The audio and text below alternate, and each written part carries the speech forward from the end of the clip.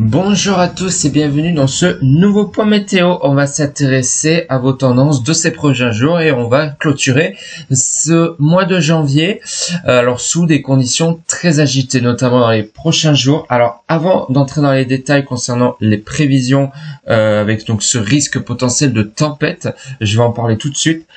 Ce matin, on a une vigilance particulière pour le nord de la France puisque un épisode de verglas, est attendu entre aujourd'hui, donc ce matin, et demain, avec un épisode de verglas et de pluie verglaçante. Donc ce phénomène particulièrement dangereux pourrait perturber les déplacements et causer des accidents, notamment sur les routes. Les températures proches de zéro combinées à une fine couche de pluie gelée rendant les surfaces glissante, surtout dans les zones rurales et les axes secondaires. Alors, les zones impactées par ce risque de verglas, principalement donc la Bretagne et aussi l'extrême nord-est, près de la frontière de la Belgique, du Luxembourg et de l'Allemagne. L'Alsace pourrait être aussi concernée, ainsi que la Franche-Comté. Donc, une amélioration est attendue dans l'après-midi avec la remontée des températures et l'arrivée des premières précipitations pluvieuses plus modérées sous un front chaud. Voilà, donc on va basculer dans un nouveau flux avec un redoux qui va se mettre en place, d'où ce risque de verglas. Une vigilance particulière est de mise pour ces prochains jours, notamment avec un risque d'une forte tempête sur l'Europe. Et je vais en venir de suite. Elle a été baptisée Éowyn, donc une tempête de grande ampleur nommée Éowyn frappera les îles britanniques ce vendredi. Ce système dépressionnaire très creux avec une pression centrale avoisinant les 945 hectopascales entraînera des vents violents frôlant les 200 km/h sur les côtes exposées du Royaume-Uni et de l'Irlande. Les vagues atteindront des hauteurs impressionnantes dépassant localement les 10 mètres. Donc vraiment une situation critique pour les îles britanniques, mais les conséquences se feront également sentir sur le nord-ouest de la France, où des rafales de vent pouvant dépasser les 100 km/h sont prévues sur les côtes de la Manche. Les régions les plus exposées incluent la Bretagne et la Normandie, où des vagues puissantes et un risque de submersion marine sont possibles. Donc les terres intérieures subiront également des vents modérés à forts, atteignant localement 70 à 90 km/h. Une vigilance particulière est recommandée. Alors on va voir la carte des vents pour mieux comprendre ce qui va se passer. Mais avant, on va jeter un vite coup d'œil sur les centres d'action où on voit cette dépression qui va donc frapper de plein fouet les îles britanniques. Voilà, notamment pour cette journée de vendredi, avec une situation instable, avec de la pluie, un gros coup de vent attendu, voilà. Et ça pourrait vraiment concerner la région pour cette fin de semaine. Après, ça pourrait remonter en Scandinavie, mais après, on pourrait avoir une nouvelle, peut-être, anomalie dépressionnaire, cette fois-ci, qui envelopperait également la France. Donc, encore une fois, vraiment une situation très instable en perspective pour ces prochains jours. Alors, regardez la carte des vents. Vous voyez déjà que jeudi, on aura un premier coup de vent sur le nord, avec donc des rafales qui pourraient frôler les 90 km/h, notamment vers le Pas-de-Calais, notamment en fin de journée de jeudi. Mais regardez ce qui arrive, on a cette tempête, Donc elle pourrait donner de fortes rafales de vent sur les îles britanniques dépassant les 150 km/h. Et en France, on pourrait avoir des pointes non loin des 100 km/h, notamment sur la pointe du Finistère. Donc une situation vraiment critique qui s'impose pour ces prochains jours. Et on pourrait avoir un nouveau coup de vent, vers le début de la semaine prochaine, peut-être vers lundi, avec des rafales qui seraient proches des 100 km/h. Donc voilà, une situation bien critique qui pourrait s'imposer sur le pays. Où on voit bien, regardez la tempête qui devrait vraiment... L'Irlande serait donc le pays le plus exposé par cette tempête, où là, on pourra avoir... Là, par contre, on serait proche des pointes à 200 km/h. Si je m'abuse, oui, là, on pourrait vraiment être proche des 200 km/h, notamment sur la côte ouest de l'Irlande. Donc, une situation vraiment chaotique.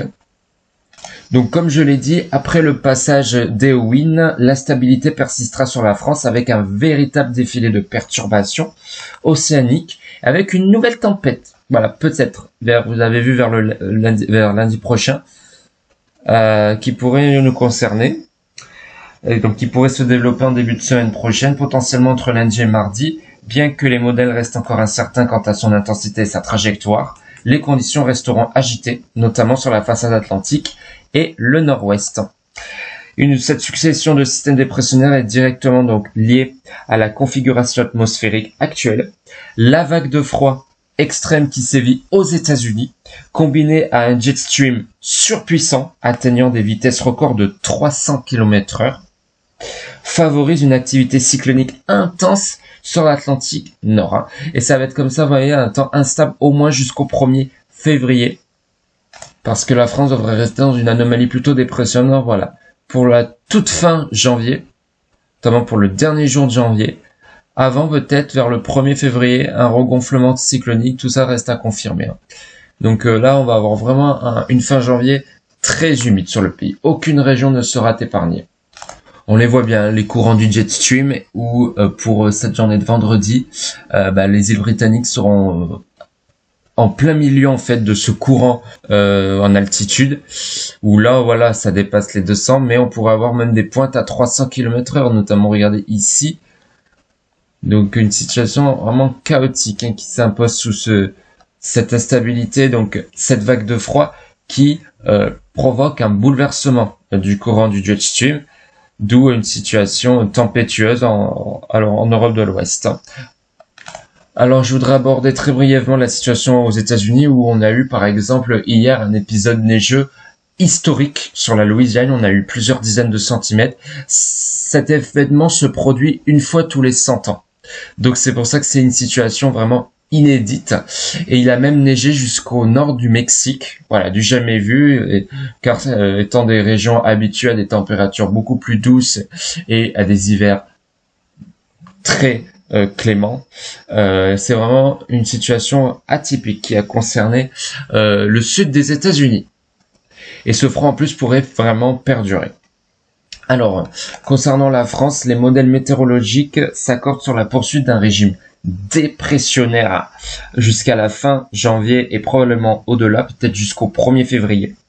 Ce flux océanique apporte des températures relativement douces, on va le voir juste après, notamment dans le sud du pays où les maximales pourront dépasser les 12 à 15 degrés sous les pluies. Dans le nord, les températures oscilleront entre 6 et 10 degrés accompagnées de conditions souvent humides et venteuses.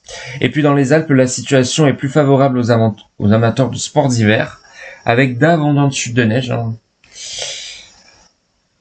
attendues en moyenne et haute altitude. Les cumuls seront conséquents au-dessus de 1200 mètres, garantissant un enneigement optimal pour cette fin de mois. Alors, on va voir d'abord la carte des précipitations donc pour ces prochains jours. Donc, vous voyez que la France va vraiment bien être arrosée jusqu'au lundi 27. Une très bonne accumulation. On pourrait dépasser les 88 mm dans le nord-ouest. Donc, partout, vraiment, de très bonnes précipitations sont prévues et aucune région ne semble être épargnée. Voilà, donc c'est pour ça que la situation est vraiment très humide, favorisée donc par ces tempêtes qui devraient migrer sur les îles britanniques, apportant vraiment beaucoup d'humidité sur le nord-ouest du pays. Et regardez l'enneigement pour la France et on voit que vraiment les Alpes pourraient être les plus touchées par cet enneigement où on pourrait dépasser une accumulation de l'ordre de 50 cm. Même le modèle GFS... alors modèle GFS voit une petite anomalie, vous avez vu, vers la Bretagne concernant le risque de neige. Puisque pour l'instant, le modèle GFS voit un petit risque d'épisode pluvio-neigeux sur la France vers samedi 25 décembre avec, regardez, peut-être un risque de giboulée, donc puisqu'à l'arrière de cette perturbation, donc on aura un front doux, mais confronté à de l'air plus froid venant du nord, ça pourrait encore provoquer une petite instabilité, donc à suivre. Donc on va voir ça en détail pour la France. Donc une situation encore instable. Donc là c'est le modèle GFS avec beaucoup de pluie notamment pour cette journée d'aujourd'hui sur le nord du pays. Ensuite on aura un petit répit pour cette journée de demain, mais regardez dès vendredi, donc c'est la tempête Eowyn qui va donc toucher les îles britanniques et donc apporter en même temps des pluies sur les côtes de la Manche, des pluies très actives. Et regardez dans la nuit du samedi 25 janvier avec donc un risque de giboulée voilà, sur les côtes de la Manche. Alors ça, c'est le modèle GFS, parce que le modèle ECMWF voit pas de giboulée sur ces régions. Donc on voit bien, voilà, ce risque pluvieux neigeux peut-être. Sous la pluie, on pourra avoir quelques giboulées avec peut-être pluie et neige mêlée, donc à confirmer. Et de bonnes chutes de neige, voilà, seront observées sur les Alpes. Et ensuite, regardez, une nouvelle dégradation pourrait arriver. Ça va être, voilà, un temps très humide pour cette fin janvier avec des perturbations en continu. Ça pourrait peut-être se raréfier aux alentours du 2 février. Mais vous voyez vraiment une situation dantesque qui devrait s'imposer pour ces prochains jours. Alors, le modèle ECMWF, lui, voit toujours, comme GFS, un temps très humide sur le pays. Voilà, avec un défilé de perturbations, notamment aujourd'hui où c'est un axe pluvieux très actif qui apporte de fortes pluies. Et lui, par contre, vous voyez que dans la nuit du 25, il voit pas de giboulée. Ce sera vraiment de bonnes pluies sur le pays. Un axe pluvieux qui devrait notamment être très actif sur les frontières de l'Est, avec donc de bonnes chutes de neige sur les reliefs des Alpes et du Jura. Et on voit quand une nouvelle dégradation pour le dimanche 26 janvier avec vraiment de fortes pluies qui devraient nous concerner avec vraiment des conditions bien hivernales avec néanmoins un être doux, voilà, qui devrait s'imposer, donc ça sera particulièrement agréable.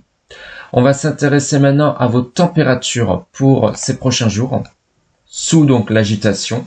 Alors vous voyez que déjà pour cet après-midi, on aura des pointes à 16 degrés dans le sud-ouest, 14 degrés dans le centre-ouest, mais en Bretagne et dans le nord du pays, ça restera encore assez froid, pas plus de 6 degrés à Rennes, d'où ce risque de verglas, parce qu'on a encore un fort contraste thermique entre l'avant et l'arrière de la perturbation. Donc c'est pour ça que on a un risque d'une situation verglaçante sur les régions du nord. Et pour les prochaines heures, vous voyez, dans la nuit, maintenant les nuits seront positives, plus de gel, puisque les nuits ne seront plus dégagées, donc on aura vraiment des températures beaucoup moins froides. Et en journée, vous voyez, des températures qui resteront encore assez fraîches, dans le nord, pas plus de 5 degrés dans le nord-est, dans le nord, pas plus de 6 degrés à Lille, à Rouen, 7 à Paris, 10 à Rennes, mais vous voyez, sur la façade atlantique, on dépasse déjà les 10 degrés, et on aura peut-être des pointes à 17 degrés. Et oui, près de la Méditerranée pour cette journée de jeudi. Pour vendredi, on voit que le redout se met en place avec les perturbations, donc des températures qui dépassent largement les 10 degrés dans le sud, notamment 15 degrés sur la façade atlantique. Et ça sera comme ça pareil pour samedi. Et vous voyez que le modèle GFS voit un front froid qui pourrait donc donner peut-être un risque de neige. Donc je referai un nouveau communiqué, notamment vendredi, pour affiner ce risque, avec donc peut-être un conflit entre de l'air doux, voilà, sur le pays, confronté donc à un air doux de sud-ouest, d'accord, sous un flux de sud-ouest, confronté peut-être à un air plus froid, voilà, qui devrait arriver sur les côtes de la Manche. Donc ça pourrait peut-être entraîner une situation peut-être verglaçante même, avec un fort contraste thermique, donc à suivre. Et après, les températures pourraient un tout petit peu rebaisser le matin vers le 26, mais vous voyez que les journées devraient rester globalement douces. On dépasserait largement les 10 degrés dans le sud, y compris dans le nord où on les frôlerait. Et ça va être comme ça pour cette fin janvier, vraiment avec un temps plutôt agréable du côté des températures, avec donc peut-être par moments des petits coups de fraîcheur, puisque les régions du nord sont plus proches des flux nordiques, donc par moments les températures peuvent rebaisser, mais à mesure que des nouvelles perturbations remonteront par les régions du sud, ça pourrait donc entraîner de nouveau une remontée des températures. Donc vraiment une situation agitée qui nous concerne pour ces prochains jours, et ça va être comme ça au moins jusqu'au 1er février. Peut-être après, le gel pourrait refaire son apparition avec un possible regonflement cyclonique, mais j'en reparlerai d'ici là. Donc ce qu'il faut retenir pour ces prochains jours, c'est que le contexte météorologique reste très dynamique et donc nécessitera des mises à jour régulières, notamment pour évaluer les impacts de la tempête Éowyn sur les côtes françaises et les risques associés à la tempête suivante prévue en début de semaine prochaine, qui devrait être quand même moins active que la tempête Éowyn qui nous concernera pour cette journée de vendredi, notamment donc sur les côtes de la Manche et surtout sur les îles britanniques. Donc en résumé, la France entre dans une période durablement instable et agitée où les contrastes marqués entre les différentes régions, vent, pluie, douceur au sud et neige en montagne, soulignent l'importance d'une vigilance accrue face aux éléments. Donc voilà, le retour. Alors avant de finir ce bulletin, vous voyez que le modèle GPS voit un petit risque neigeux. Regardez sur les côtes de la Manche, avec peut-être quelques centimètres vers l'intérieur des terres. Donc peut-être un petit risque hivernal. Donc à confirmer. Donc la fiabilité reste encore mauvaise, mais voilà, je vous tiendrai au courant avec un possible risque neigeux sur les côtes de la Manche. Donc une affaire à suivre. Pour l'instant, il y a que le modèle GFS qui maintient ce risque. Le modèle CMWF ne voit pas de neige sur le nord-ouest parce que les températures, selon lui, ne seraient pas assez basses. Donc, vous voyez encore une fois de nombreuses incertitudes. Donc, le retour à un temps plus calme ne semble pas envisageable avant début février. Donc, vraiment une situation dépressionnaire, agitée, qui devrait nous concerner pour ces 10 prochains jours. Alors oui, je l'ai pas trop mentionné, mais le sud du pays va être vraiment confronté à une situation très agitée ces prochains jours. C'est vrai que ça faisait plusieurs semaines qu'on n'avait pas eu de bonnes pluies, notamment près de la Méditerranée. Là, ça va vraiment faire du bien à la nature, puisqu'on va avoir beaucoup d'agitation, notamment aujourd'hui où on a des pluies qui affectent le sud-est, des pluies modérées. Et vous voyez que pour les prochains jours, cette accumulation va nettement s'intensifier sur le pays, notamment vers la Bretagne où on pourrait dépasser les 80 mm sous les dépressions, sous l'agitation. Donc vraiment, et puis étant donné que les régions du nord-ouest seront plus exposées aux tempêtes qui devront donc principalement affecter les îles britanniques, et de ce fait, les précipitations risquent d'être conséquentes sur la Bretagne où on pourrait dépasser les 100 mm de pluie, même voir les 130 par la suite. Donc vraiment une situation où la France va vraiment être copieusement arrosée, avec donc aucune région ne devrait être épargnée par ce risque, assurant donc des conditions bien chaotiques. Voilà pour ce point météo. Donc je vous referai un point détaillé, notamment pour la tempête Éowyn qui devrait affecter la France dès vendredi, avec peut-être un risque de conflit neigeux, peut-être vers les côtes de la Manche dans la nuit du samedi 25. Donc je réaffinerai tout ça en détail. Sur ce, n'hésitez pas à vous abonner et à liker. Et on se retrouve dans les prochains jours pour un nouveau point météo.